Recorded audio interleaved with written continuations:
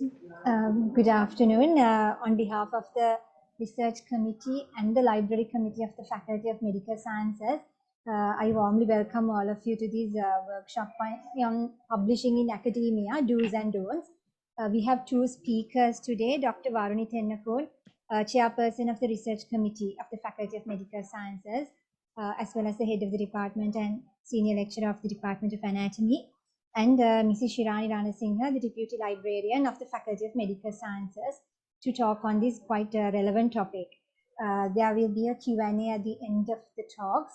So without much ado, I invite Dr. Varuni Tennakol to start the workshop. Over to you, Dr. Tennakol. Thank you, Nilanka. And I'm so glad that I got this opportunity to talk about this, and there were few requests from the faculty to do talk on this topic. So good afternoon to all of you. We'll talk about publishing in academia today. I will focus on what publishing journals that we should go for, what are deceptive journals, and why we should avoid them.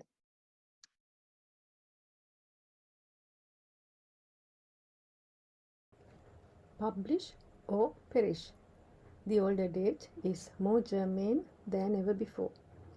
It refers to an attitude or practice existing within academic institutions whereby researchers are put under pressure to produce journal publications in order to seek employment, promotions, maybe incentives, award of grants and funding, and the competition for the scientific rankings of individuals and institutions. However, publications in non-significant or deceptive journals spoil the integrity and validity of the entire research process. Therefore, it is very important that you choose a high-quality journal to publish your hard work. Publishing in a good journal is not as difficult as it may appear at first sight, but there are rules on how it should be played. Even though this talk today is more focused on avoiding predatory journals, I would do a checklist throughout the publishing process until you see your name in print. Scope and objectives of the journal. It is important that you look for it to see whether your work fit into the journal's scope and objectives, whether it is a right fit, whether the journal publish that type of articles. For example, some journals do publish systematic reviews, but some don't. Therefore, you look for the scope to have a better chance of acceptance. You also see whether the journal is peer-reviewed and indexed. Peer reviewing is the process that a researcher's work is subjected to scrutiny by those who are experts in the same field. They will review, modify, and suggest improvements to enhance the quality of the manuscript. This process may take few months to sometimes a year or two. Then indexing. Indexing is a type of journal ranking. There are different types of journal ranking. SciMego journal ranking is sponsored by Scopus, and Science Citation Index is sponsored by Thomson Reuters. The index is made available online through different platforms such as Web of Science. Therefore, it is advisable to go for indexed journals which are well-established journals. Then impact factor. Impact factor is a calculation which is done yearly or once in 5 years. It is a performance indicator of the journal. It is calculated considering the number of publications, the number of citations, and citable items published in a journal. Higher impact factor means that many researchers publish in that journal and the articles are often cited. However, it is not an indicator for the quality of the paper. Then, trustworthiness. There are key publishing houses in the world which are well established and publish high quality journals. There are 5 main publishing houses: Elsevier, Springer, Wiley Blackwell, Taylor and Francis, and Sage. These publishing houses are indexed in Web of Science. And also the high quality journals provide facilities for authors such as editorial and reference manager services. There are copyright agreements, and also they have policies for ethical issues, conflicts of interest, which you may not see in predatory or deceptive journals. And also it is important that you use a journal directory. A journal directory such as Directory of Open Access Journals, which list out the good quality indexed journals. And also when you are choosing a journal, you can always obtain advice from your seniors, supervisors, eminent academics in your departments about a good quality journal. If we go back to the history of scholarly publishing, there has been a rapid change. Academic publishing has been the fastest growing media sub-industry in the last couple of decades or so. In 1990s, the industry has shifted from print media to online publishing, and the pioneering academics have taken the opportunity offered by this online platform to foster access to scientific results by making them available for free. At present, around a third of all global research articles are published open access. Here, research outputs are distributed online free of access charge or other barriers. There are several types of open access journals. Gold open access journal. In those journals, all articles are available for free, and article processing charge is paid by authors. In green open access, there's no cost for authors. After an embargo period, the authors can self-archive the article. The authors or the funding institute can post the article in their web pages or social media and make it available for free. In hybrid open access journals, those are subscription-based journals. So the readers should pay a fee to be able to access the journal article. But after some time, the journal decides to make it open access and charge again by the author. So in hybrid open access, the journal earns money twice for a single article. As the primary revenue of open access journals are by article processing charge, there is an inevitable risk for scientific standards of articles on these journals, as these journals tries to publish more and more articles within a limited time. So how have this deceptive publishing industry grown so fast? Until the early 2000s, getting an article published was itself a proof of quality research, as there were only a few journals in existence then. As I mentioned, with the constant pressure for the demand of number of publications, academia may wish for quick publications. This, with the shift from print to online media, created an unprecedented opportunity for predatory publishers to appear and flourish, luring the young and inexperienced researchers or those who anticipate merit with little effort. This industry is an exploitative academic publishing business, of which the primary aim is to make profit. They hardly check the quality, legitimacy, integrity, or reliability of the article.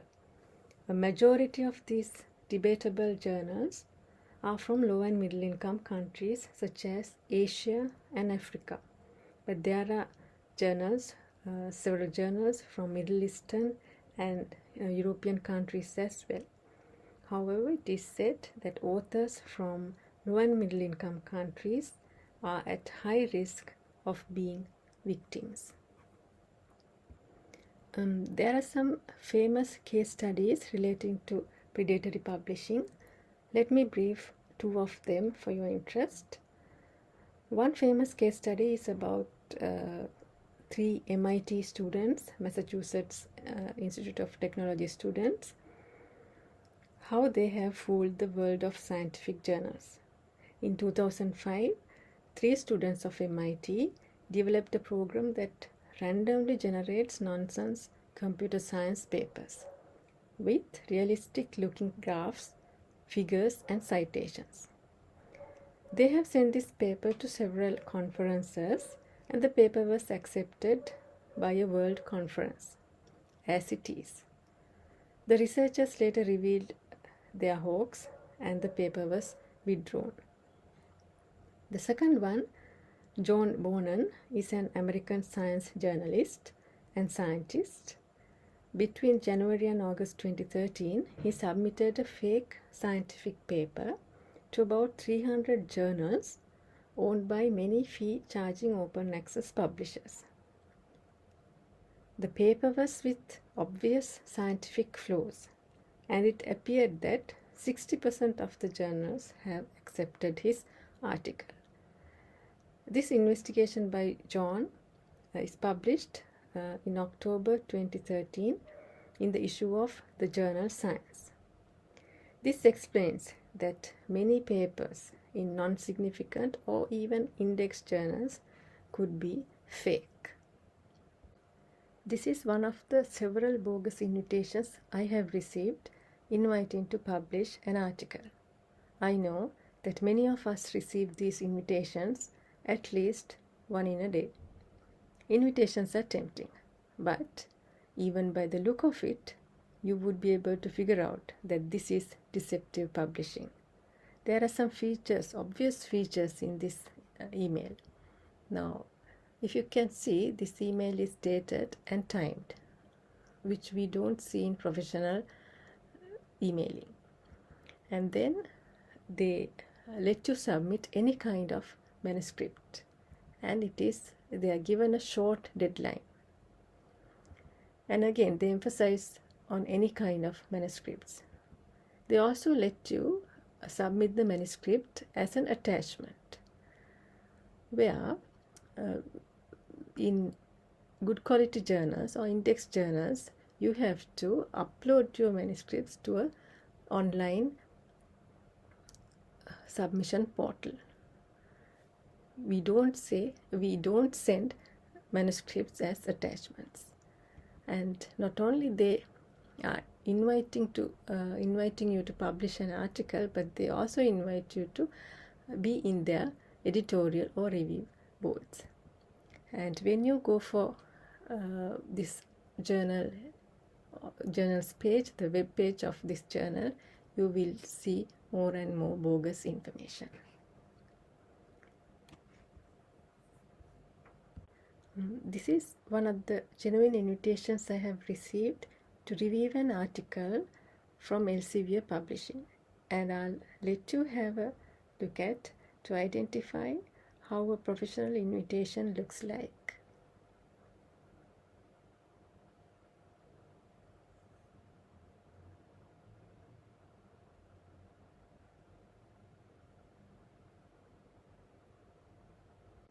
Why academics tend to publish in predatory journals?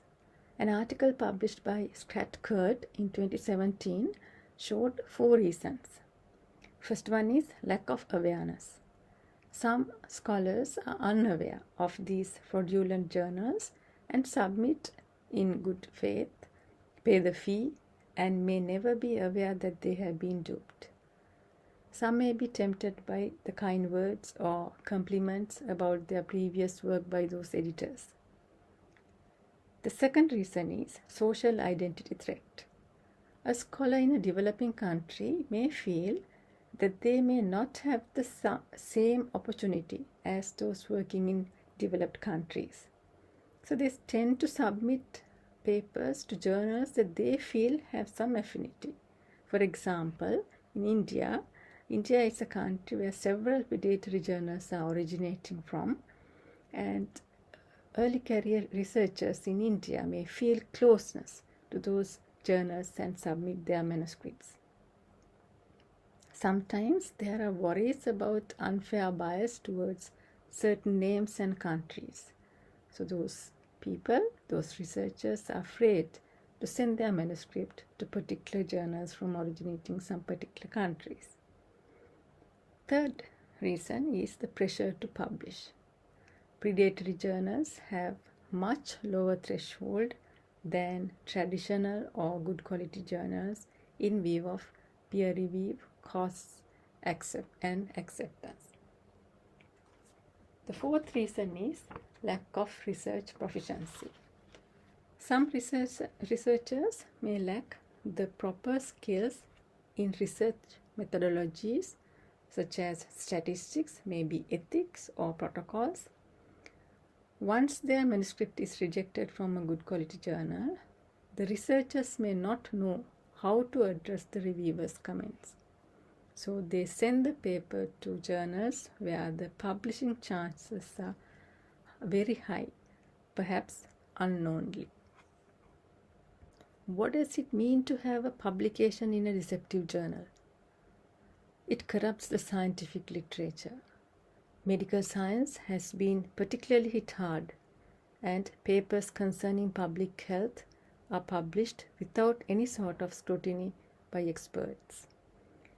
And that work lacks recognition. Scholars will not cite the studies published in non-indexed or deceptive journals, and the authors inadvertently harm their career being subjected to criticism. And also it results in ethical accusation and career damage for those authors. The funds or grants utilized are wasted. The hard work could disappear or lose access if the journal is dissolved. We call them lost science or junk science. And sometimes mediocre academics may get chances for jobs and promotions. Once published in a predatory journal, it can be very difficult, if not impossible, to have that work removed from that deceptive journal and published elsewhere in a reputable academic journal. All in all, we need to be very careful when we try to disseminate the scientific knowledge. There are a variety of predatory activities hovering the scientific community today. There are predatory journals, publishers, predatory editors and reviewers, and predatory conferences. And there are also predatory academic vacancies and even predatory awards. In our university setup, for the purpose of marking in promotion schemes, a 0 mark is given if the applicant's work is published in a predatory journal or a predatory conference. Therefore, it is imperative that you take an informed decision as to where you submit your valuable work. I will now hand over to Ms. Shirani, and she will be talking about a very important aspect, how to identify these deceptive journals. Thank you. Now I will hand over to Shirani. She will be talking about a very important aspect, how to identify these deceptive journals and so on. Thank you.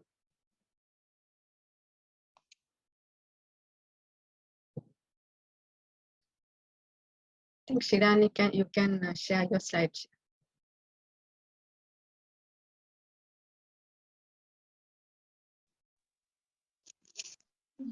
Thank you, Dr. Varuni. First, actually, I must thank the research committee and the library committee for inviting me as a resource person. So, with the presentation of Dr. Varuni, you can see that publishing is, I think you have gained thorough knowledge in the publishing area of especially in scholarly publishing. So I'm touching on that about the predatory journals that which is a big problem for us academia and for scholarly publishing. First, we will see that you know that predatory journals means that fake journals, and their main objective is to the target is money and business. So today we will analyze that the criteria to identify the predatory journals, and we'll see what are the services or that efforts that have been taken from the world community as well as from Sri Lanka to identify predatory journals and avoid it. So you may think that any journal from an unknown publisher, or if there is charge for publication, it's predatory. But it's not correct always. You have to analyze it correctly with the checklists and the quality and the standards of the paper and the publisher and the journal. So if I think about the characteristics of predatory journals, as Dr. Varuni showed you, that you may receive, I think I'm sure that most of you have received emails from various publishers. That is, they continuously send emails and there's a heavy campaign, and they forcefully that try to get your article into their journals. And with those continuous emails, you researchers tend to submit their articles to those journals. So another one is sometimes we, as researchers, we try to get our article published in within the year, or to say apply for a research grant or a research allowance or something to apply for promotions. We tend to get published immediately. So there's another characteristic, that is they accept and publish manuscripts in a very short period or quickly. And they have some mimic reputable journal sites. So it will confuse the authors or the researchers.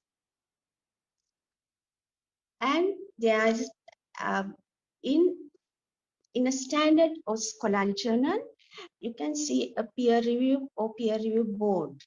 But in those journals, there's no or little peer review, and there's no true editorial board. You may have heard about that famous Dr. Freud experiment. That in that experiment, a fake editor was created, and they have applied with a general CV to around 200 journals. And it was that Dr. Freud, that there's a fake name, there was a fake name for that as a editor, and 40 of predatory journals listed in Beale's list. That is the famous list for identifying predatory journals. They have accepted that CV. And there were 8 odd journals indexing even directory of open access journals. So later on, they removed those journals, but around that none of the 120 sample in journal citation reports, they didn't accept that CV. So you can see that there may be no true editorial board, even that anyone can apply as an editor and they will accept it. So another one is that there may be huge publication charges. That is usually hidden charges, and the papers are ordinary or worthless, not scholarly papers, not purely scholarly papers. And they hold submission hostage, that they refuse to withdraw and they prevent the submission to another journal. So once you caught in those journals, you can't withdraw it. And it's very difficult to withdraw your article. So before that, you should know about the criteria of identifying predatory journals before submission. So according to Beale's criteria, this is one of the famous checklist to identify predatory journals. He has categorized those criteria into several themes, and under editorial board and staff, no single personnel is recognized as the journal editor or chief editor, and no formal editorial board, or sometimes same editorial boards may serve for several journal titles, repeating or duplication. And there are academic details, that is the academic qualifications or affiliations or designations of the editorial board is not displayed. And there's no geographical diversity, and it's mostly gender biased, usually consists of male members. Another dangerous one is they list academics without their permission. The famous academics in that particular field, they may list those names without the permission of those academics.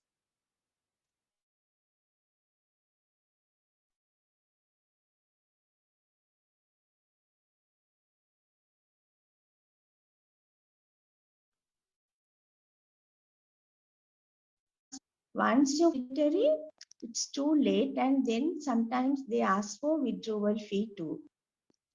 And indexing, as Dr. Varuni told you, that there should be proper indexing service.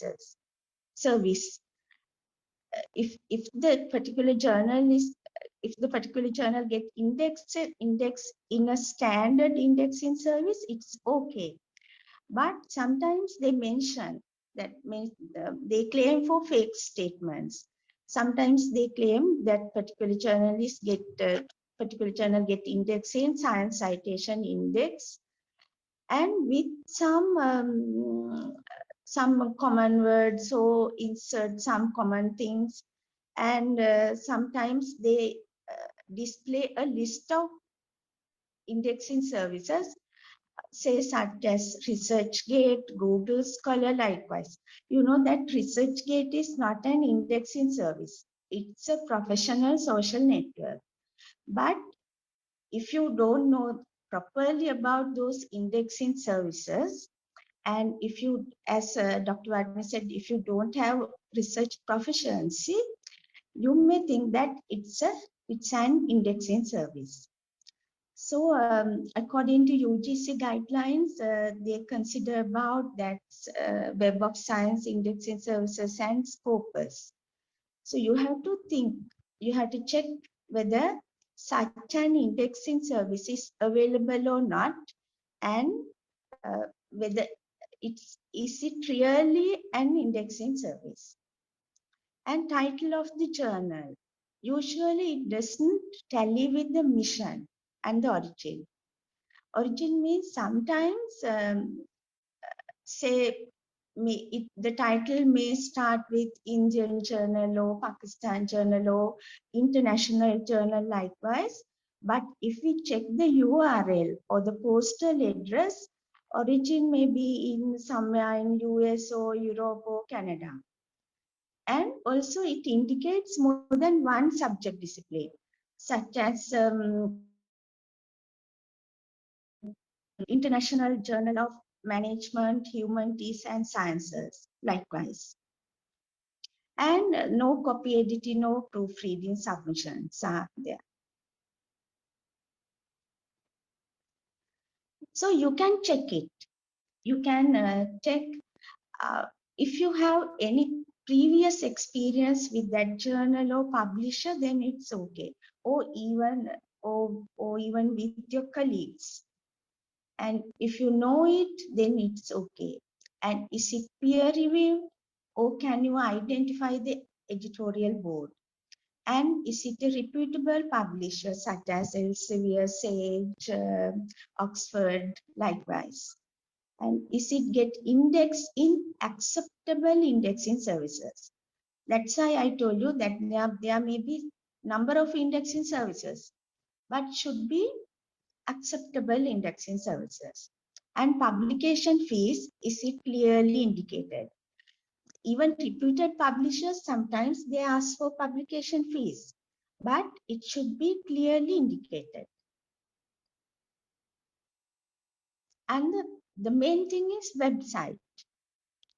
I told you there may be many websites and it's poorly maintained, not up to date. There may be wrong links, language is poor, there may be misspellings or inaccurate spellings. And but there may be attractive headings such as we are the lead in academics, likewise, and unauthorized images and not credited, and there may be copyright violations and mimic reputable publishers site and logos and names, sometimes small differences in names. I think you can remember a long time ago that famous soap Sunlight and came with Sunnight from another manufacturer. So likewise, there may be some small differences in names. And another one is that they republish papers of famous publishers without acknowledgement. Then if we check that what is the content, then we think that that quality paper, that it is available in that journal, so it may not be predatory. But another trick is that they republish papers without acknowledgement. And also we think about impact factor and ISSN. There may be fake impact factors and ISSN. And you can check those with Beall's list, Beall's site, that whether that the impact factor is correct or not. And the content of the journal. Sometimes little or no content and non-academic. Sometimes it comprises of mainly the essays or some articles by layman. And sometimes there may be only 2 or 3 articles. So I can remember once an academic asked me about a particular journal, and I checked it, and I found number of articles, or not number of articles, only few articles, but in various disciplines. There's no specific frequency and no, even some author designations or author affiliations were not given. So those are fake articles. So likewise, you can check. You can go to the website and you can check with what is the content of the journal. And as services, I think now you can check the Beall's list as services and efforts to prevent in publishing in predatory journal. Mr. Jeffrey, librarian of University of Colorado, in his blog created Beall's list, but first in 2010, but in 2017 he had to close it due to various obligations and various legal issues generated by some publishers. So if we go to Beall's list,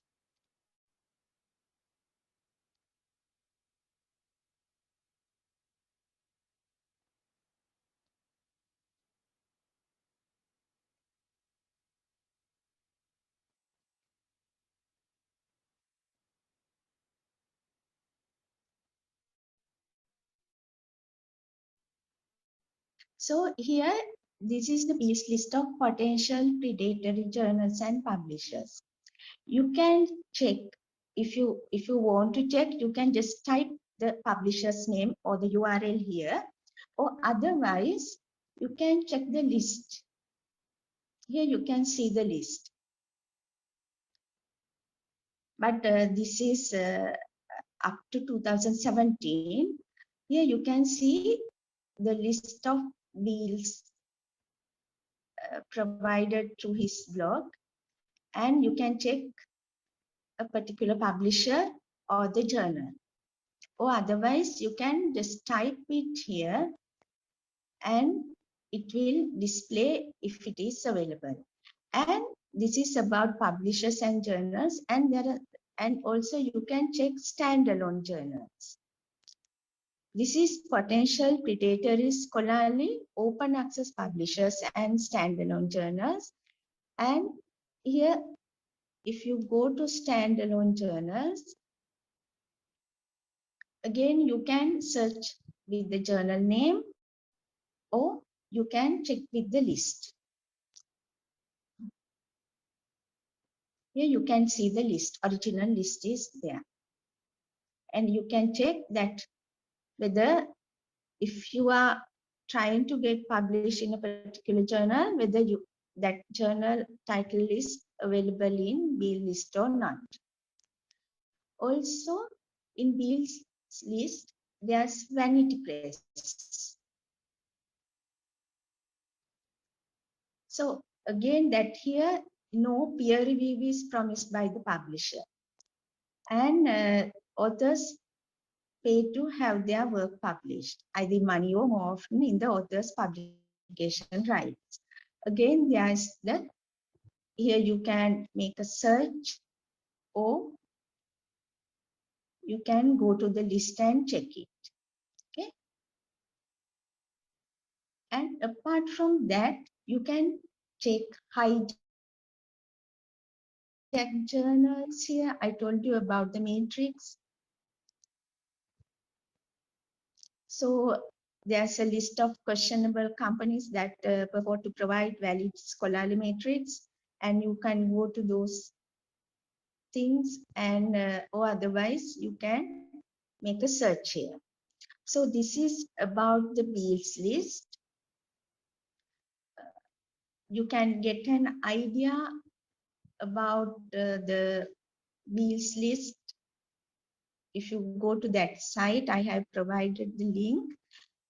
And also there's weebly.com, but this is now not operating. Either to this, to any of the URL you can use to identify predatory journals. Another one is Cabell's predatory reports, but this is a paid subscription service started in 2017 as a blacklist and a whitelist. After Beall's removed his blog due to legal issues, Cabell's predatory reports appeared, and they have 64 criteria to identify predatory journals.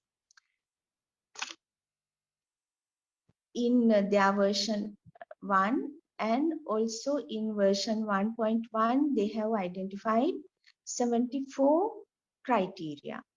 So you can use this link. I'm not going into detail about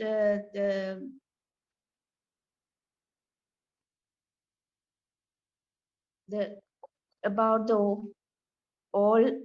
all the criteria mentioned in Cabell's, but you can go to this website and you can check again that Cabell's have identified several themes as integrity, peer review, website, publication practices, indexing and matrix, fees, access and copyright likewise. And there also you can see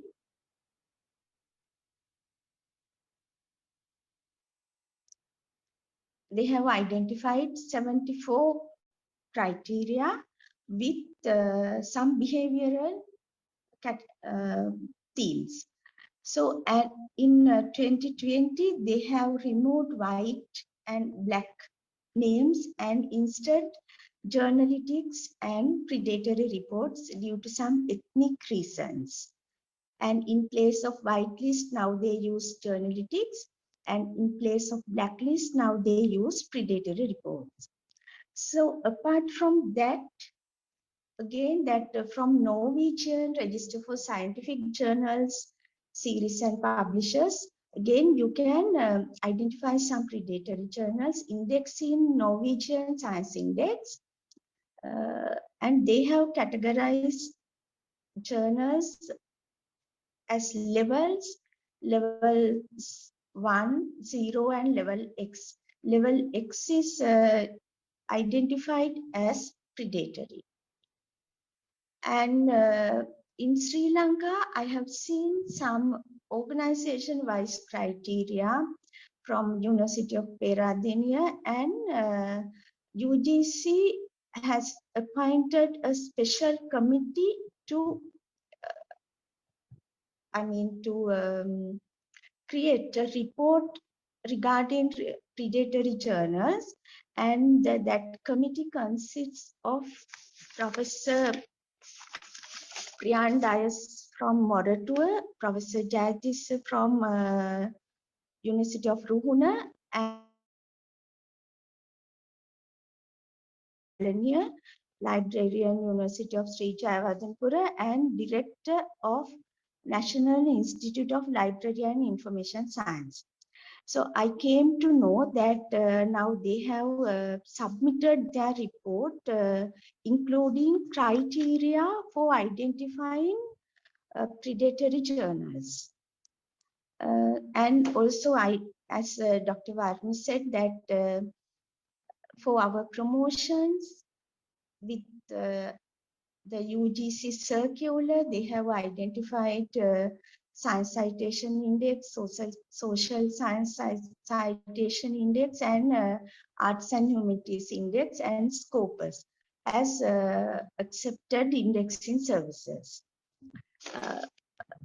Those previous three social citation indexes are governed by that Clarivate Analytics of Web of Science and the Scopus by Elsevier. So I think now for the sake of power cuts, I just put Weebly.com site 2 here, and the Beals list and Cabell's list, and I think that you should have I think some knowledge about those things, about the authorships, that is guest authors, gift authors, ghost authors, lead author, first author, co-authors, and salami publications. Because sometimes some publishers think about these authorships, and in some publishers think that gift and guest and ghost authors appearing those authors' names are unethical, but some publishers, they accept it. And they have defined who is the lead author or the first author and who are the co-authors. And salami publications, some publishers, they do not accept. Salami means that split publications of your research. So I just mentioned it that I think you should know about these terms too. Okay, over to you. I think now you have gained a fair knowledge about predatory journals and how to identify. And thank you for listening and participating. And over to you, Dr. Nilanka. Thank you, Dr. Varuni, as well as Ms. Shirani and Singha. If there are any questions, I think there's time for some questions. There is one in the chat box. How to withdraw the publications which published in predatory journals? Shall I forward that to you, Dr. Varuni? Sure, Nilanka. So how to withdraw a publication from the predatory journal or a deceptive journal? It's very difficult, as I said. And you have to, with one experience, you have to write many emails. And there are actually sites that you can have a complaint as well. But even so, they will not be able to withdraw sometimes. And to withdraw, they will charge again, as Shirani mentioned, a withdrawal charge. And also, if with great effort, if you withdraw it, it's again difficult to make it or adjust it, amend it, and to publish in a good journal. But there are instances reported that people have were able to withdraw their articles and had been able to publish in good journals. So the way to withdraw is that you have to write to them, reasoning out, and also you can make complaints as well. And you can try. Shirani, do you have anything to add? Yes, Dr. Varuni, actually, I had actually not for me, but one of my colleagues um, told me that she repeatedly that she has written number of emails, but finally paid the withdrawal fee also. But even that they have withdrawn it for a certain time, but after that again it was displayed. That's the thing. It's because they wanted to market it, so it's very difficult to get the withdrawal. The best thing is that before publishing or before submitting, you have to. But for previous articles, we can't do anything. But we have to think about that criteria and check it. But in Cabells, you can paid individual subscription for a particular journal, and you can check it from Cabells. Okay, thank you. We don't have any more questions. So, in the absence of questions, shall we wind up, Twarni? So I would like to thank again the two speakers for their valuable time, and the recording also we will be able to make it available for anyone to access. And thank you very much for everyone for joining online. Yes, thank you very much, Nilanka and Shirani, and for everybody who joined in. And I hope you have gained some knowledge on predatory publishing and the industry. Thank you. Thank you again.